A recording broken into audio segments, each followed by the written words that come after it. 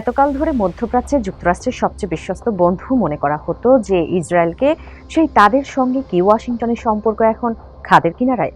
মার্কিন president Donald Trump ও Israeli প্রধানমন্ত্রী Benjamin নেতানিয়াহুর বন্ধুত্বে কি ফাটল ধরেছে?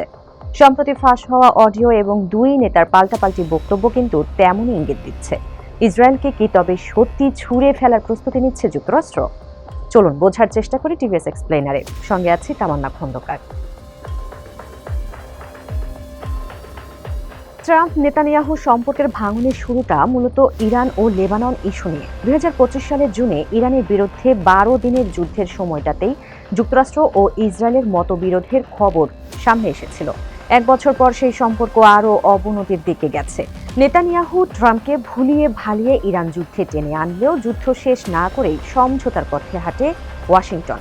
শুধু তাই নয়, তেহরানের সঙ্গে সমঝোতায় লেবানন যুদ্ধ বন্ধেও রাজি হন ট্রাম্প। পূর্ব আলোচনা ছাড়াই ওয়াশিংটনের এমন সমঝোতা কিছুতেই মানতে পারেননি নেতানিয়াহু, যে কারণে লেবাননেও যুদ্ধ থামাননি তিনি, জানিয়ে ওয়াশিংটনের সঙ্গে তেল আবিবের দ্বন্দ্ব এখনও চলমান। ঠিক এই পরিস্থিতিতেই ট্রাম্প নেতানিয়াহুর একটি অডিও ফাঁস হয়, যেখানে শোনা যায় লেবাননে হামলা বন্ধ করতে অস্বীকৃতি জানানোয় নেতানিয়াহুকে তীব্র ভাষায় ভৎসনা করেছেন ট্রাম্প। নেতানিয়াহুকে পাগল ও অকৃতজ্ঞ আখ্যা দিয়ে ট্রাম্প বলেন, তিনি না থাকলে নেতানিয়াহু এতদিনে জেলে থাকতেন। ট্রাম্প নেতানিয়াহুকে বলেন, এখন সবাই তোমাকে এবং ইসরায়েলকে ঘৃণা করে। এমনকি খোদ মার্কিন ভাইস প্রেসিডেন্ট জেডি ভ্যান্সও ইসরায়েলি মন্ত্রীদের করা হুঁশিয়ারি দিয়ে মনে করিয়ে দিয়েছেন যে তাদের প্রতিরক্ষার ২/৩ অস্ত্রই আসে মার্কিন করদাতাদের অর্থে।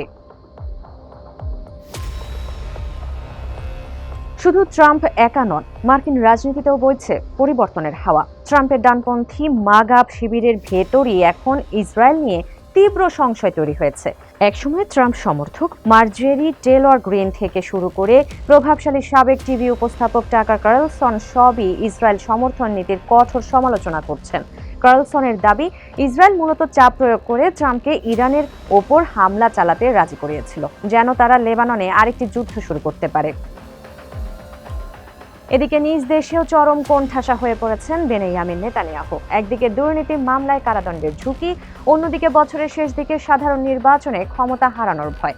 ইসরায়েলের বিরোধী দলীয় নেতা ইয়ার লাপিদ এবং সামরিক বাহিনীর সাবেক চিফ অব স্টাফ গাদি আইজেনকটের মতো শীর্ষ নেতারাও বলছেন, নেতানিয়াহুর ভুল নীতির কারণে ট্রাম্প ইসরায়েলকে পাশ কাটিয়ে একাই ইরানের সঙ্গে চুক্তির পথে হাঁটছেন, যা ইসরায়েলকে বিশ্বমঞ্চে পুরোপুরি বিচ্ছিন্ন করে ফেলেছে।